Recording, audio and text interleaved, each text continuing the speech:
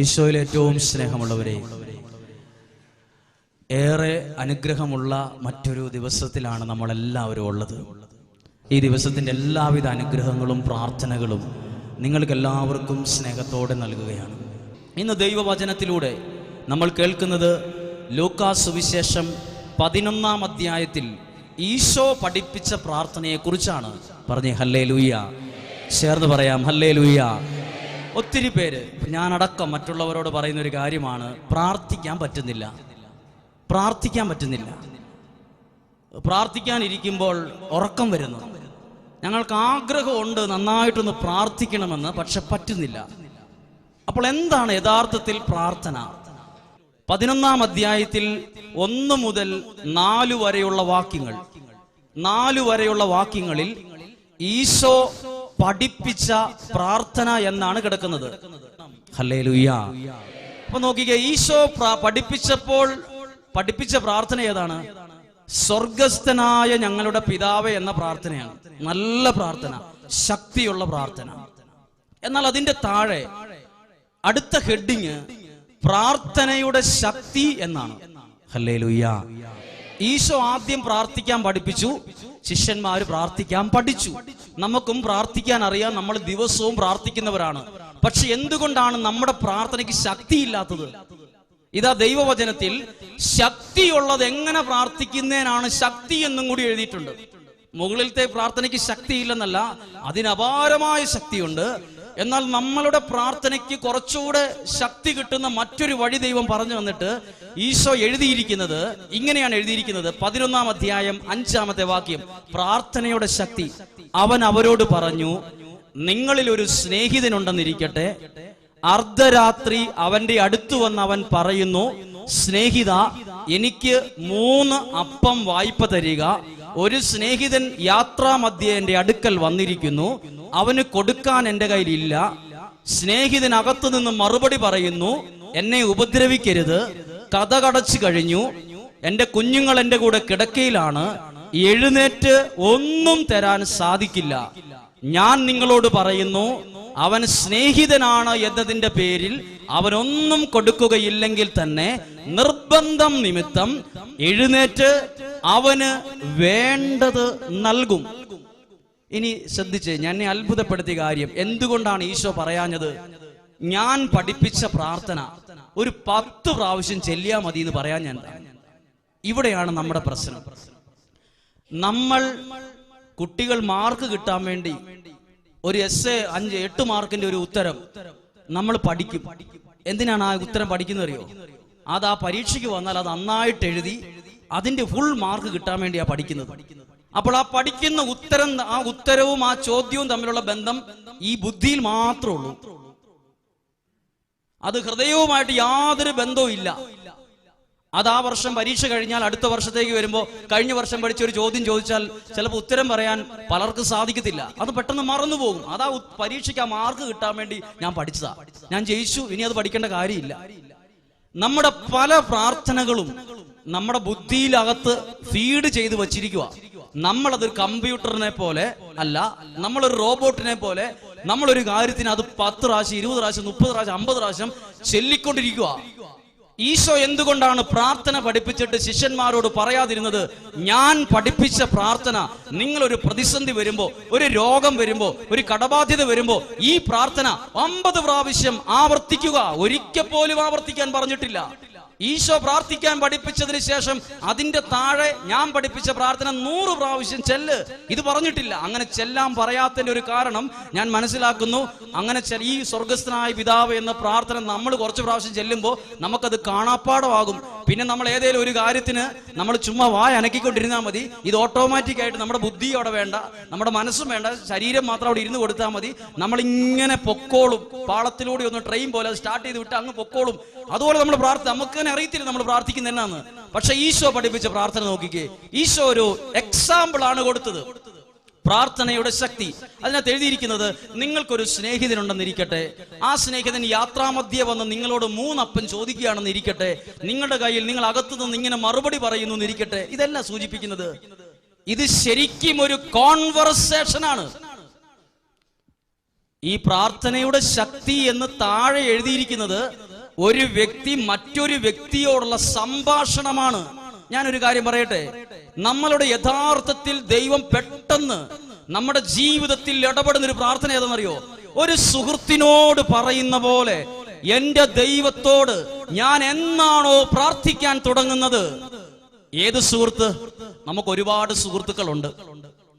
നമ്മുടെ ആപത്ത് വരുമ്പോൾ ഓടിപ്പോകുന്ന സുഹൃത്തുക്കളുണ്ട്. അങ്ങനത്തെ സുഹൃത്തുക്കളെ കുറിച്ചല്ല. നമ്മുടെ സുഹൃത്തായ ദൈവത്തിന്റെ പ്രത്യേകത അറിയോ? നമ്മുടെ കഷ്ടകാലത്തിലും നമ്മളെ ചേർത്ത് നിർത്തുന്ന ആത്മമിത്രമാണ് നമ്മുടെ ദൈവം. പറഞ്ഞേ ഹല്ലേലൂയ. ഓർക്കെ പറഞ്ഞേ ഹല്ലേലൂയ. ഒരു കരം ഉയർത്തി ചേർന്ന് പറഞ്ഞേ ഹല്ലേലൂയ, ഹല്ലേലൂയ. കരങ്ങൾ താഴ്ത്താം. എങ്ങനെ പ്രാർത്ഥിക്കാനാ പറഞ്ഞത്? ഈശോ ഇവിടെ പഠിപ്പിച്ചു കൊടുക്കുകയാണ്.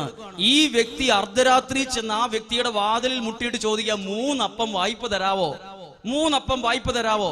അകത്തുനിന്ന് മറുപടി പറയുവാണ്, ഞങ്ങള് വാതിലടച്ചു, കുഞ്ഞുങ്ങൾ എൻ്റെ കൂടെ കിടക്കയിലാണ്, എനിക്ക് എഴുന്നേറ്റൊന്നും തരാനോ ഒന്നും പറ്റത്തില്ലാത്തൊരു സാഹചര്യമാണ്. എന്നാലും ആ സുഹൃത്ത് ക്ഷമയോടെ ആ വാതിലിന്റെ മുമ്പിൽ കാത്തു നിന്നതുപോലെ ഞാനും നിങ്ങളും ദൈവത്തോടുള്ള ബന്ധത്തിൽ, നമ്മൾ ആ ഒരു സ്നേഹബന്ധത്തിൽ കാത്തു നിന്നാൽ നമുക്ക് വേണ്ടി ദൈവം എഴുന്നേറ്റ്, അടുത്ത വചനം ഇങ്ങനെയാണ്, വേണ്ടത് നൽകും. പറഞ്ഞേ ഹല്ലേലൂയ. എന്താണ് വേണ്ടത് എന്ന് പറഞ്ഞാൽ? ഇവിടെ ഇരിക്കുന്ന എല്ലാവർക്കും വേണ്ട കുറെ കാര്യമുണ്ട്. കടബാധ്യതയെ സംബന്ധിച്ച് വേദനിക്കുന്ന ഒരാളുടെ ആവശ്യം, എന്റെ കടബാധ്യത മാറണം എന്നുള്ളത് ആ വ്യക്തിക്ക് ഏറ്റവും വേണ്ടപ്പെട്ടൊരു കാര്യമാണ്, വേണ്ടപ്പെട്ടൊരു ആവശ്യമാണ്. വേണ്ടത് ചെയ്തു തരും. എങ്ങനെ പ്രാർത്ഥിച്ചാൽ? ഈശോ പഠിപ്പിച്ച പ്രാർത്ഥന 10 പ്രാവശ്യം ചെല്ലാനല്ല പറഞ്ഞത്. അത് നമ്മുടെ ബുദ്ധിയുമായിട്ട്, നമ്മുടെ പ്രാർത്ഥനയ്ക്ക് നമ്മുടെ ബുദ്ധിയിലേ ഉള്ളൂ, നമ്മുടെ ഹൃദയത്തിൽ ഒരു ബന്ധമില്ല. പറഞ്ഞേ ഹല്ലേലൂയ. ഇനി ശ്രദ്ധിച്ച്, നമ്മൾ എല്ലാ ദിവസവും പ്രാർത്ഥിക്കുന്നു. നമ്മുടെ പ്രാർത്ഥന കുട്ടികൾ 5 മാർക്കിന്റെ ഒരു ചോദ്യവും ഉത്തരവും പഠിക്കുന്ന പോലെയാ. അത്രയൊരു ബന്ധമുള്ളൂ. നമ്മുടെ മനസ്സിന് അതില്ല, ഹൃദയത്തിൽ അതില്ല. എന്നാൽ ഇന്നു മുതൽ നിങ്ങളുടെ പ്രാർത്ഥന, ഞാൻ എൻ്റെ ഒരു അനുഭവം പറയാം. ഞാൻ കുറെ പുസ്തകം പ്രാർത്ഥിച്ചു. ഒരു പുസ്തകത്തിൽ എഴുതിയിരിക്കുന്ന പ്രാർത്ഥന 100 പ്രാവശ്യം ആവർത്തിച്ചപ്പോഴല്ല എൻ്റെ പ്രാർത്ഥന ദൈവം കേട്ടേ എന്നൊരു അനുഭവം എനിക്കുണ്ട്. ഞാൻ ചിലപ്പോൾ എൻ്റെ മുറിയിൽ ഇരുന്നുകൊണ്ട് ഞാൻ ദൈവത്തോട് മേശയിൽ കൈ ഇങ്ങനെ കുത്തിവെച്ച് ചിലപ്പോൾ ദൈവത്തോട് ഇങ്ങനെ പറഞ്ഞിട്ടുണ്ട്, എന്താ കേൾക്കാത്തത്? ഞാൻ നിങ്ങളോട് പ്രാർത്ഥന സമയത്ത് പറഞ്ഞില്ലേ, ഒരു സങ്കട സമയത്ത് ഞാൻ കുറെ പ്രാർത്ഥിച്ചിട്ട് ഒരു മറുപടിയും കിട്ടാതിരുന്നപ്പോ ഞാൻ എൻ്റെ മുറിയിലിരുന്ന്, വാതിലടച്ച് എൻ്റെ മുറിയിലിരുന്ന് ഞാൻ ഒരു നിമിഷം ഇങ്ങനെ ഇത്രയും നാൾ പ്രാർത്ഥിച്ചിട്ട് എന്താ അത് കേൾക്കാത്ത? എന്താ അത്? ഞാൻ എൻ്റെ ഒരു വിഷമത്തെ എൻ്റെ ഒരു സുഹൃത്തിനോട് പറയുന്ന പോലെ എന്താ അത് കേൾക്കാത്തത്? ആ ചോദിച്ച സമയത്ത് അതൊരു 10 ദിവസത്തിനുള്ളിൽ ദൈവത്തിന്റെ പ്രവൃത്തി അവിടെ സംഭവിച്ചു. അതിനുശേഷം എൻ്റെ മുറിയിലിരുന്ന് ഞാൻ ദൈവത്തോട് ഇങ്ങനെ പറഞ്ഞു, 1 കോടി നന്ദി എന്ന് ഞാൻ പറഞ്ഞു. 1 കോടി നന്ദി. പറഞ്ഞേ ഹല്ലേലൂയ. അതുകൊണ്ട് പറയാം, ഈശോ ഇന്ന് നിങ്ങൾ ഭവനത്തിൽ പോയി വായിച്ചു നോക്കണം. ലൂക്കാസ് സുവിശേഷം 11-ാം അധ്യായം 1 മുതൽ 10 വരെയുള്ള വാക്യങ്ങൾ. ഈശോ പ്രാർത്ഥിക്കാൻ പഠിപ്പിച്ചിട്ട് ശിഷ്യന്മാരോട് പറഞ്ഞില്ല, അതിങ്ങനെ ഒരു 50 പ്രാവശ്യം അങ്ങ് ചെല്ലണം കേട്ടോ. അത് ചെല്ലരുതെന്നല്ല എൻ്റെ അർത്ഥം. പക്ഷെ നമുക്ക് ദൈവത്തോട് ഈ പ്രാർത്ഥന നമ്മൾ ചൊല്ലണം.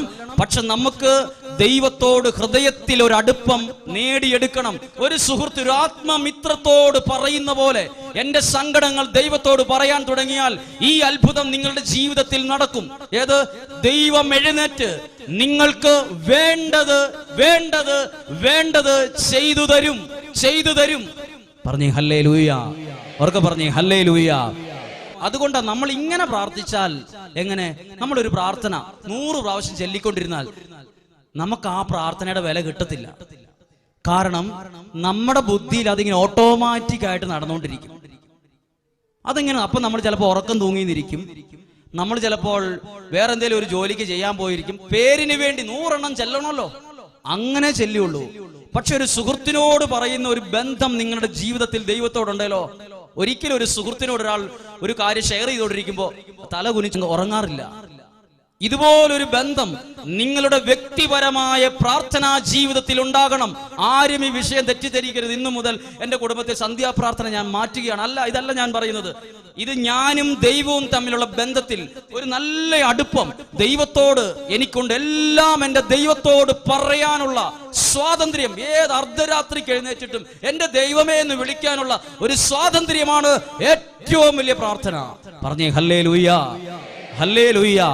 ഞാൻ വിശ്വസിക്കുകയാണ്, നമ്മൾ ഒരു പ്രാവശ്യം എൻ്റെ ദൈവമേ എന്ന് വിളിച്ചാൽ ഒരു ദിവസത്തിൽ ഒരു പ്രാവശ്യമെങ്കിലും വിളിച്ചാൽ ആ വ്യക്തിയെയോ ആ കുടുംബത്തെയോ ദൈവം ഒരു കാലത്തും കൈവിടിയല്ല, ഒരു കാലത്തും. ഇനി നിങ്ങൾ ശ്രദ്ധിച്ചേ, ഈശോ പ്രാർത്ഥിക്കാൻ പഠിപ്പിച്ചിട്ട് അതിന്റെ താഴെ എഴുതിയിരിക്കുന്നത് ഒരാൾ അപ്പം ചോദിച്ച ഒരാളുടെ വീട്ടിൽ പോയി എന്നാ. അപ്പവും പ്രാർത്ഥനയും തമ്മിൽ എന്താ ബന്ധം? എന്തുകൊണ്ടാണ് അങ്ങനെ എഴുതിയിരിക്കുന്നത്? ഇത് അപ്പത്തെ കുറിച്ച് പറയാനല്ല, ഈ വ്യക്തി ചെയ്തതുപോലെ നമ്മൾ ദൈവത്തെ സമീപിക്കണം എന്നാണ് ഈ വചനത്തിലൂടെ ദൈവം ആഗ്രഹിക്കുന്നത്. പറഞ്ഞേ ഹല്ലേലൂയ.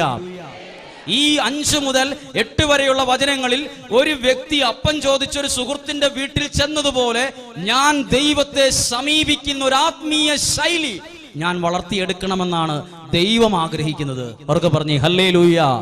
എന്നെ ശ്രദ്ധിച്ച്, ഇങ്ങനെ പ്രാർത്ഥിക്കാൻ തുടങ്ങിയാൽ നമ്മളുടെ ജീവിതത്തിൽ പ്രകടമായി ദൈവം തൊടുന്ന 100 അനുഭവങ്ങൾ നമുക്ക് പറയാനുണ്ടാകും. നമ്മുടെയൊക്കെ പ്രാർത്ഥനയിൽ ഒരു മിസ്റ്റേക്കാണ്.